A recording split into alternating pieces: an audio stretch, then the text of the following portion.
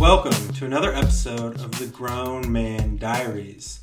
Today we're on the heels of Thanksgiving, so thought what better topic than to dive into being thankful, being grateful, and just kind of starting there, because I think it's easy to have those token phrases, but really what does it mean to lean in to gratitude or to express, why you're thankful for something. So today that's what I'm going to do. So there's a few stories that just come to mind for me specifically, around Thanksgiving. Some for specific events, some how things have kind of changed over time in my life and, what that means. But ultimately, it's that time of year that causes a lot of reflection for me. My birthday is a couple weeks before it. My sister's birthday is always right around Thanksgiving. So it's one of those things where not that Thanksgiving get sandwiched in between, but really I would say throughout my life, Thanksgiving's been more the main course, and then those birthdays have kind of been the side pieces, around it. But November is always a time that, I just think about family and friends getting together, football getting a little more meaningful, those rivalry games that are going to come up as well. So that's always something that I look forward to. And so all in all, it's just that kind of kickoff into, the Christmas time of year, the holidays. But I think before that, it's just this amazing opportunity to just pause for, a day or two, depending on what you have the ability to do, work-wise, and if you can take time off. But I think nonetheless, even if you can't, just trying to take the day of Thanksgiving or even a couple hours, just kind of count your blessings. What am I thankful for in this moment? So that's what I'm going to dive into today, is just that continuous theme of, be where your feet are, in the sense that we can always kind of compare ourselves to the other person, whether that's the success that they have, what they're going to be able to buy for themselves or their kids or friends and families from a gift perspective. But a lot of times that art of comparison to others, that's really what's going to steal the joy from our own lives. So as I was thinking about it today, over the weekend, got to spend some time with some friends and family, and especially a little bit of time with my parents. And there's a story that they just love to bring up, and it's not even around Thanksgiving at all. But I am not necessarily the best person at communicating all of the to-dos and upcoming events in my life, and so it was pretty consistent, especially over my childhood and adolescence, that they might get a day or two heads up about a play that I was going to be in, about a big science project, about, the game coming up, or a school fundraiser, anything like that. So as I kind of set the stage for this, so I grew up in a rural community, and the only reason that that's relevant really is that, there were a lot of different economics when it came to the folks that all went to public school. And so I was in elementary school. I think I was in first grade. It was the first time we got to really go through, the cafeteria line. And so we had these little cards. They were essentially credit cards, but really debit cards, because your parents or guardians would send in a check. They would load that on the card, and then you would just go through the lunch line, and it was really points, right? You couldn't necessarily a la carte, or it wasn't a quote-unquote cafeteria style. It was all right, your meal today is $3.50, so that just counts as one. And so, went through the first semester, I think, and everything was smooth. And they had pizza every day, that typical kind of square cut rectangle pizza, and I swear I ate that every day for the first 6 months. And then all of a sudden I started getting peanut butter and jelly for lunch. I honestly didn't think anything of it, so just continued to eat these peanut butter sandwiches day in and day out, and that lasted for a couple weeks. And then my mom, as she describes the story, she'd come to pick me up, and she was just getting funny looks from people, the staff at school. She drove a pretty nice car. She had a nice job. So I think they were continuing to give her these funny looks. And unbeknownst to me, in my backpack, there were probably like 6 different notices for your funds are getting low, you're in a negative balance for school lunch, you're going to have to go to reduced lunch. Now you're on like the free lunch, which is the peanut butter sandwich. And so as we're like going through my backpack on a Saturday, they're just pulling these out, and it's like the demoralization is just going across my parents' face. Like, dude, why didn't you bring this to us? Because it's a small community. Everybody knows everybody, so they definitely feel that sense of embarrassment. But I didn't at all.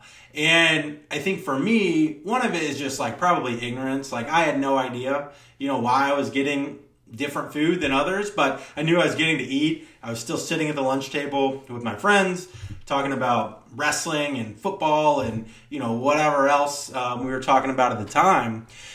And they were just like, didn't you think it was strange that you got a peanut butter sandwich and milk every day while the other kids got to pick if they wanted pizza or like the main entree?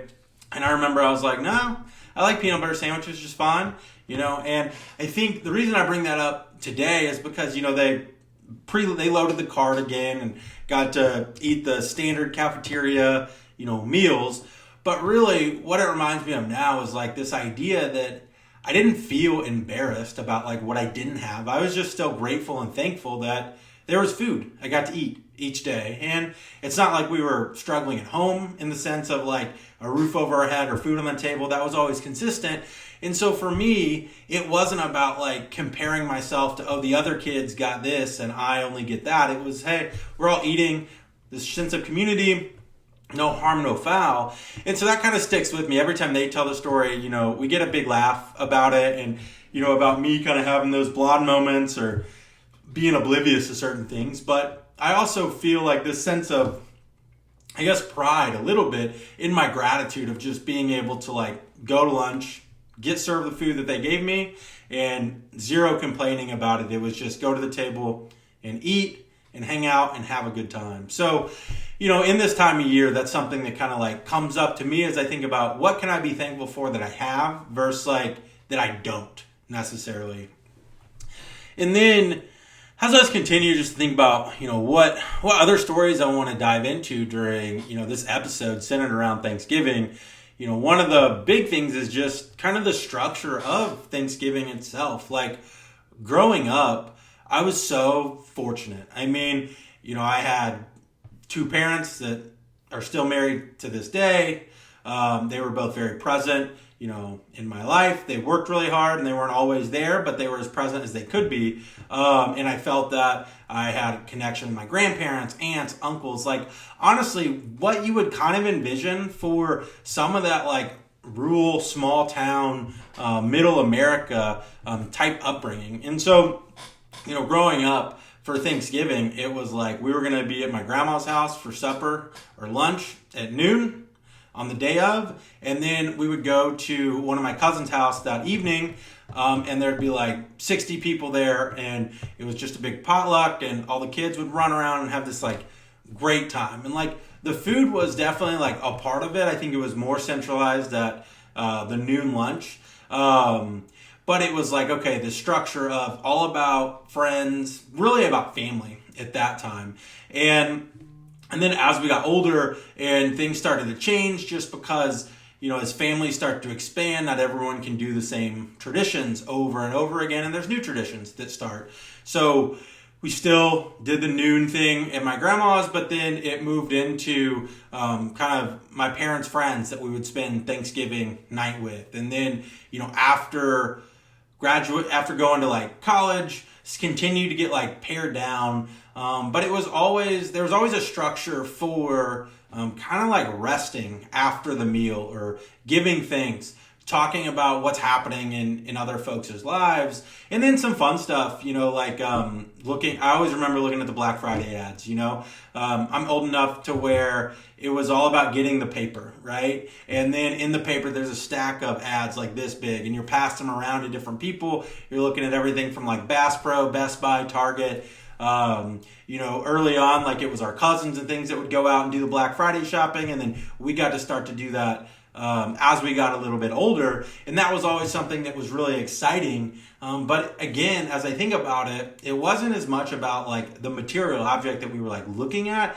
It was more that sense of like community of, oh, what kind of like new video game or console or bike or whatever it is are you looking at? Oh, I'm looking at that too. That's cool. What color do you want? Like all this back and forth that really created kind of some of those bonds, and also like put some line of sight to Christmas and just this next time with family that's going to be about a month away.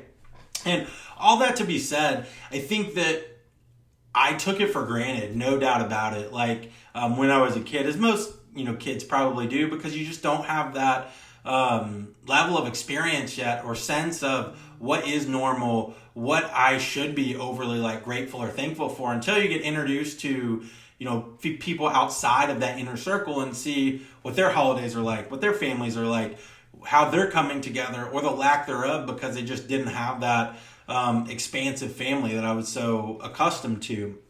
And so looking back, I appreciated the fact that I would be kind of in the moment those times and like really embrace the relationships with cousins and aunts and uncles and grandparents. But I have much more affiliation for it, now looking back.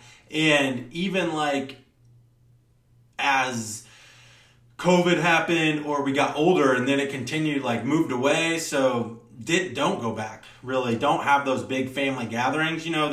It's a different family now. It's going to my sister and her husband's house, and like my parents are there and our family's there, and then his parents. And so we're still celebrating, together, but it looks different.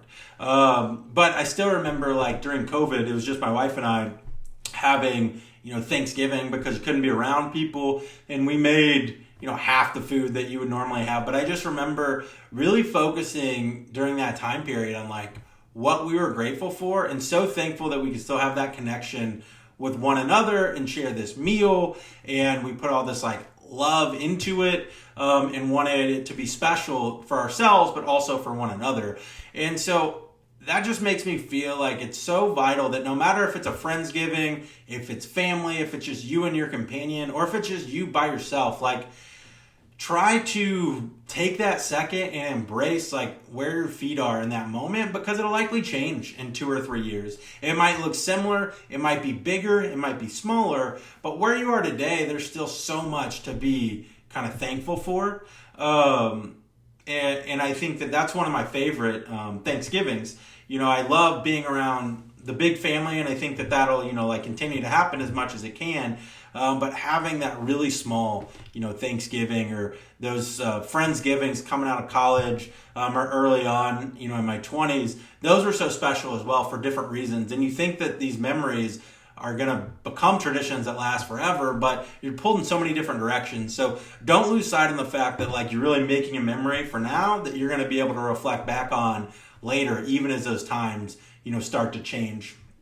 And then, so the last kind of story here on what I'm thankful for. So I mentioned, my birthday just passed a couple weeks ago. And so we were at my parents wanted to have like a little birthday party for me. And so it was small with like family. And so my sister and I, we decided that we weren't going to do presents for like birthday this year. Like, we got a lot going on. There's kids. So no need to like have extra expenses when it comes to that. And so my birthday's first, so show up at the party. We're all having a great time, having a few cocktails, some appetizers. And I noticed that there's like balloons up. There's a bag that's like been kind of homemade. And so my nephew, who's a little like 3.5 right now, really wanted to give me a birthday present. So he decorated the gift bag, and then my sister was like, hey, he really wanted to get you some stuff. So we did, but just know it's a little, it's not normal, I guess. And so we're going through all the gifts and like getting stuff from my uncle, my grandma, my parents, and then I opened their gift. And so he got me some like Reese's that were nice. He also wanted to split the bag with me, which made perfect sense, and I was happy to do that. But then I pulled out a bar of soap. And at first I thought, you're trying to tell me I stink? Like, is my sister playing some like practical joke on me? And so we're all kind of laughing, and she's like, no, he really wanted to, because you travel so much for work. He thought it would be really nice for you to be able to have soap when you go into these different hotels. And he's 3.5, so he's never really like traveled like that. I mean, he doesn't quite understand that when you go to the hotel, they supply, all the hygiene products for the most part. And also, what would it be like if I'm just traveling with my kind of bar of soap in some plastic container over and over again? So it went from laughing, though, to then being like, oh my gosh, how thoughtful is this gift? Like, the reality is he wanted to make sure that I had the necessities that I needed when I was away from home. He went and picked it out, himself.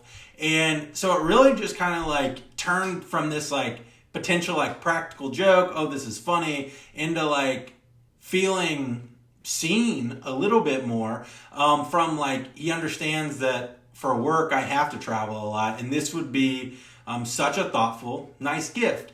And as I was like continuing to reflect on it as the days and weeks like went by, I think it just like continued to have like a special place in my heart. I think it'll be a fun story to tell, as he gets older. But honestly, it made me feel really loved. And, then I don't want to say the difficult part, but then it becomes, okay, how can I accept that love? Because that's what I need to do in this moment. And so I feel like I was able to really kind of like not just let my guard down, but be open to that and see kind of as he's progressing and growing, and like we're going to have these memories that we're going to be able to make, together. And so as little as it is, but going from that joke to something that was very thoughtful, I just thought encapsulated a little bit more of just what Thanksgiving is, and being thankful for what you're getting, and even thinking about like, oh, why is this happening? But that reframe was so vitally important. So as I kind of close out here on Thanksgiving, I encourage you all to really lean in this holiday season. Try to make those memories. And I would say, focus on the small ones, right? Like, be there with the big traditions that you have. I think traditions are so important. They really allow us to see change over time and to have consistency, throughout that change.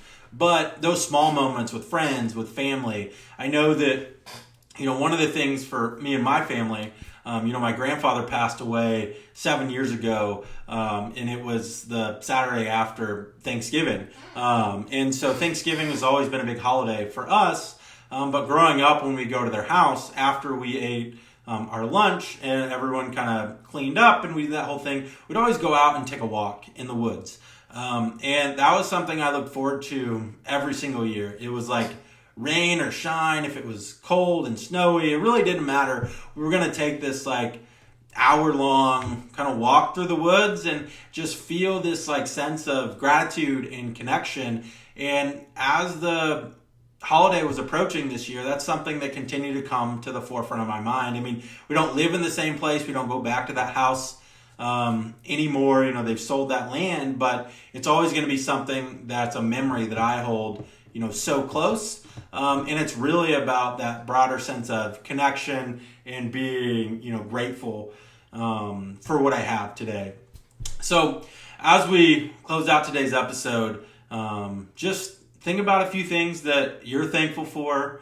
Try to express those to your loved ones. Try to have a little bit of downtime, recharge. I know that, for everybody, December gets crazy. Whether you're trying to pick up, multiple shifts to be able to pay for Christmas presents for kids or, family members, or you're just pulled in a lot of different directions from social and family obligations on top of like work stress. But, it's important to have that self-care at the same time. And one of the most important things we can do for that is to express thankfulness, gratitude on the daily basis. And when we do have the opportunity to be with the folks that we love, be there. Don't get too far ahead of worrying about what you're going to have to do tomorrow or later that night or how I'm going to fit this in next week. Just be there now. And I promise you, if you can do that, that'll actually make next week or those tasks that are starting to stack up feel more manageable. So appreciate you all tuning in today and look forward to talking to you again soon. Thanks.